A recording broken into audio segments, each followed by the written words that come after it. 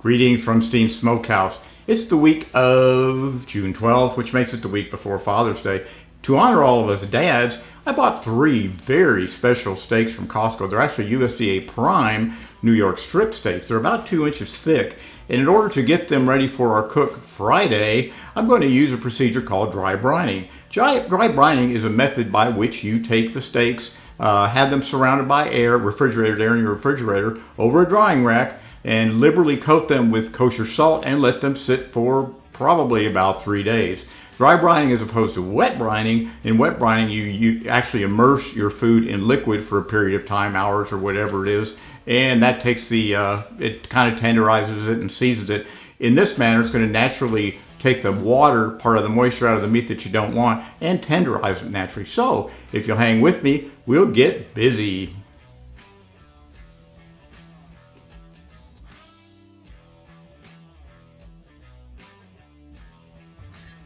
Here's our steaks all wrapped up, and as you can see, they're USDA Prime.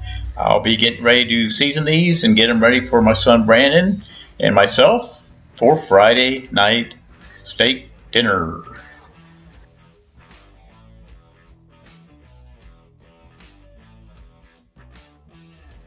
I patted our steaks dry with paper towels, both sides, then placed them in an aluminum foil lined pan with a stainless steel wire drying rack. As you can see, I did the other side first and then the top side, again, pretty liberally with sea salt, and or you can call it kosher salt, but they're going to sit in the refrigerator for a few days. I'm going to video them day by day until they're ready to go on the Weber grill for my son and I.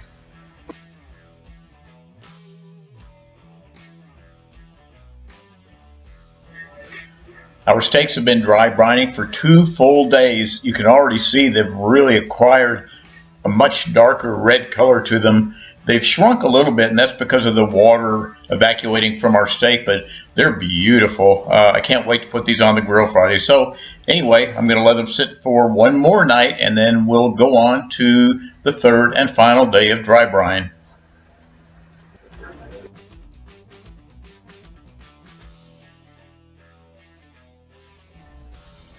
These steaks have really turned a gorgeous shade of red.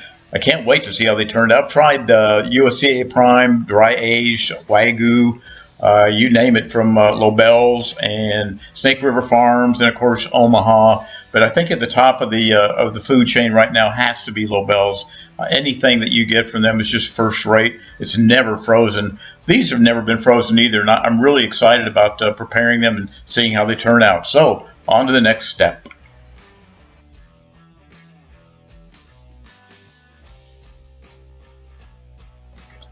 Fused our small chimney, about 40 briquettes of Kingsford charcoal, and got it all the way to temp. I've added to the front side of our grill to heat the grill grates up so we can establish grill marks and go from there. I've added a couple handfuls of lump charcoal to our pre-existing Kingsford briquettes that are already up to temp down there. And as soon as the Craycord cast iron grills get to temp, we're going to put our meat on and let it roll. Our charcoal is looking beautiful. As you can see, our lump charcoal is kind of blending with the Kingsford charcoal. They really cast off a really nice aroma. These steaks are really a beautiful color of red, and if you look at the contrast between the red on the steaks and the black on the grill, it's pretty amazing looking. I'm going to let these sit on this side of the grill about 5 minutes, maybe a little longer, then turn them over and let them go on the other side for a little bit just to establish some grill marks. And then when they get grill marked on both sides, we're going to put them on the other side of the grill and cook them indirectly, and then let them rest, and then reverse sear them. These steaks are looking beautiful. You can see the grill marks on them. I've already got grill marks established on the other side. I have to remind you, the only seasoning that's been on them is kosher salt and the dry brining method in our refrigerator. So they're looking great.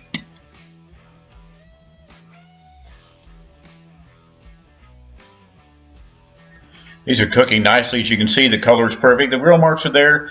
The next thing we're going to do is switch the grill around so I can put our ballistic griddle in it and move the steaks to the cold side of the grill and go ahead and cook them indirectly. I'm going to place them just like so.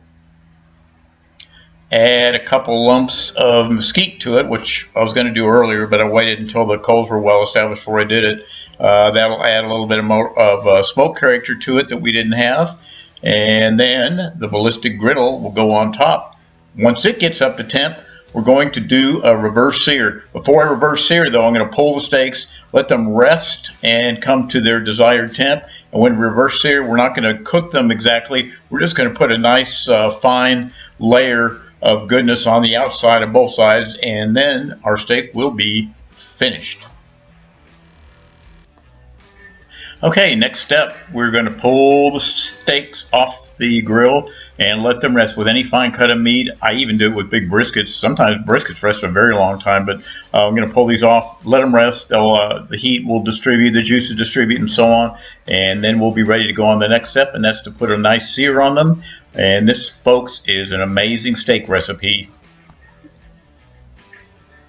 Next step is to put our final sear on our beautiful steaks. As you can see, my ballistic griddle is steaming hot. It's all black, almost like an iron skillet now, and I've used it a whole bunch of times. I have to thank Greg at Ballistic Barbecue. That's the first place I saw this. When I saw it, I knew it's something I had to have. I'd never cooked on a flat top anything before, but you can cook burgers, you can cook all kinds of things, but there's a small layer of lard on there just to give it a little shiny surface so the meat doesn't stick to it. And once I get a sear that I'd like on both sides, and we're going to pull the meat off, and it'll be done. Since it's already rested, you can go ahead and cut right into it. You don't have to let it rest now because all that's done. And right now we're just going to put a nice final sear on it, and we'll be finished.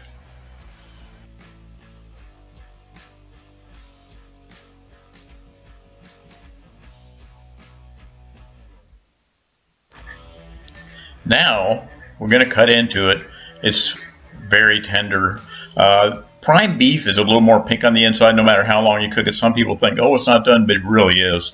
And you really don't want to cook it any more than that. It's probably about 128 internal temp. It's done exactly right. That's the way I want my expensive steaks done. And when you taste it, it melts in your mouth. It's a steak that it's got perfect color, perfect. You can see the ring around the outside where it's cooked, and the inside is nice and hot, but not burned, and it's not overdone at all. So we're going to cut it up into plate-sized pieces or bite-sized pieces and put it on a plate so you can see it, and we'll be done. Thank you so much for watching SteenSmokeHouse. I hope you enjoyed this recipe. It was a real joy to make, and thank you, Brandon, for joining me for dinner. I'm really delighted with the dry brining process. When you dry brine like that, you lose the moisture that you didn't want anyway, and the steak itself has a rich, robust beef flavor. It's amazing. I hope you try this at home, and I want to thank you for joining me. Everybody have a happy Father's Day this weekend, and I'll look forward to seeing you again on SteenSmokeHouse.